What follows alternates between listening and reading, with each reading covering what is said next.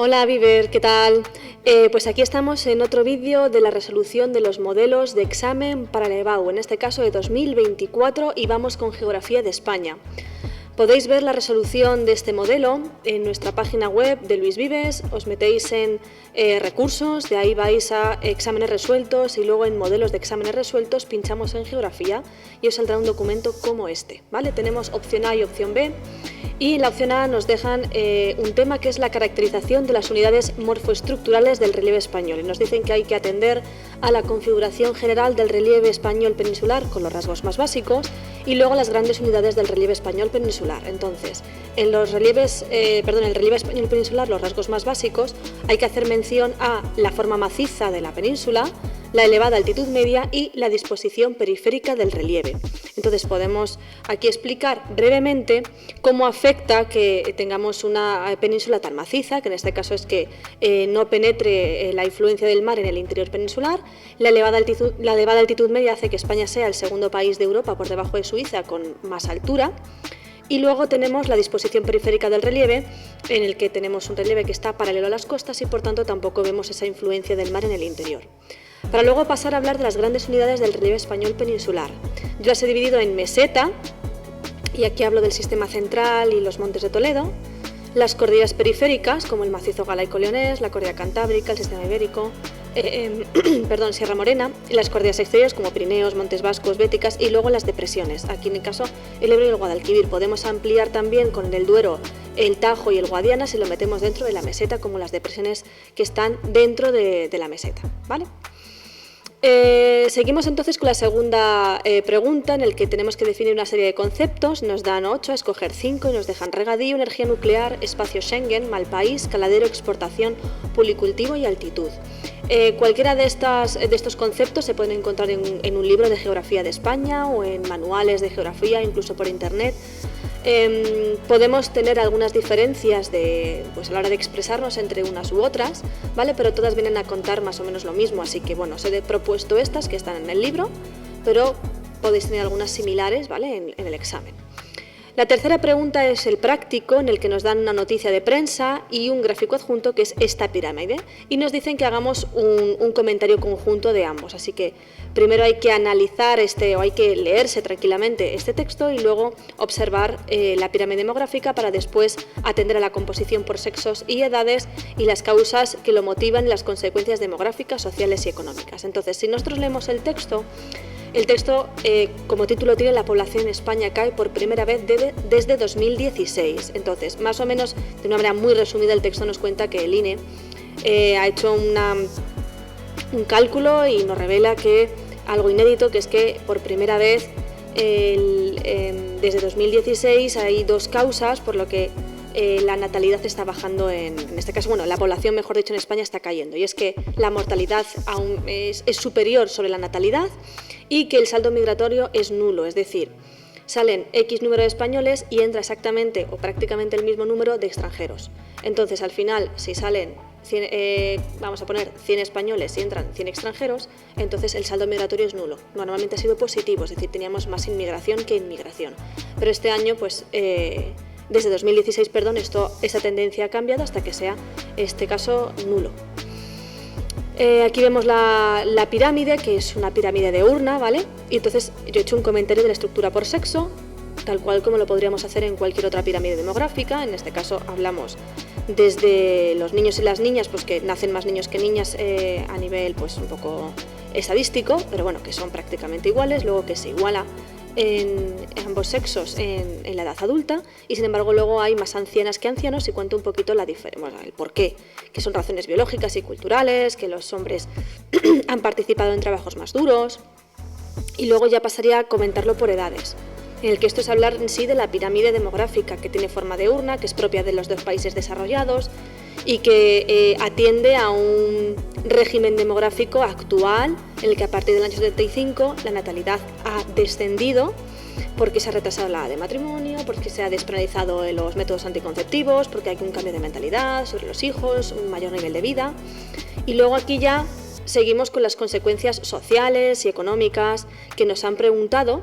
Entonces, pues hay que hablar del problema que tiene en este caso España con el envejecimiento que tiene en el país, que eso causa problemas económicos por el coste de las pensiones, la sanidad, la asistencia social, que hay más población dependiente y luego pues las consecuencias, en este caso, de que no haya una inmigración superior, pues es que en este caso pues esos jóvenes inmigrantes que venían y que estaban en edad de tener hijos, pues ahora mismo está cayendo, la natalidad se ve todavía más repercutida, ¿vale? Y además también la mano de obra que tiene España. Bueno, lo podéis leer aquí como podéis ver en el documento.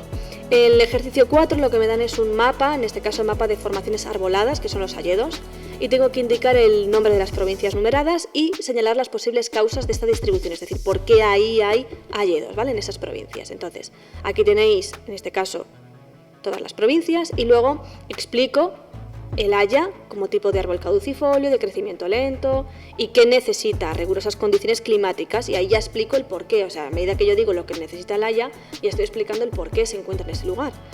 Necesita mucha humedad, pero al mismo tiempo sol, pero con precipitaciones abundantes y regulares que ayuden a la filtración del suelo, y que estas exigencias sobre todo las encontramos en el norte peninsular y algunas áreas más septentrionales, es decir, más al norte del sistema ibérico. Y luego los suelos, porque normalmente cuando hablamos de causas o de razones físicas de por qué hay esa formación arbustiva o arbórea o como sea en España, pues siempre tiene que ver con el clima y con los suelos.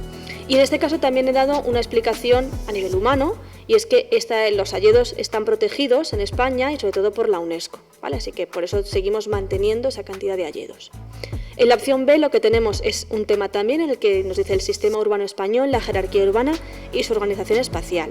Y hay que hablar de la jerarquía de las ciudades españolas, y yo he puesto unos criterios para establecer esta jerarquía, es decir, por qué existe la jerarquía en España, pues competencias administrativas, volumen de población, retención de funciones clave, etc. Y luego la red urbana española, que es lo segundo que nos están pidiendo. Entonces, la red urbana española es dividirla por niveles, 1, 2, 3, 4, y luego otras ciudades españolas en las que yo hablo de la área metropolitana internacional, como Madrid, como Barcelona, las metropolitanas más destacadas como Valencia, Sevilla, luego las regionales que son Vigo, Coruña, Oviedo, ¿vale? Y así con todas ellas.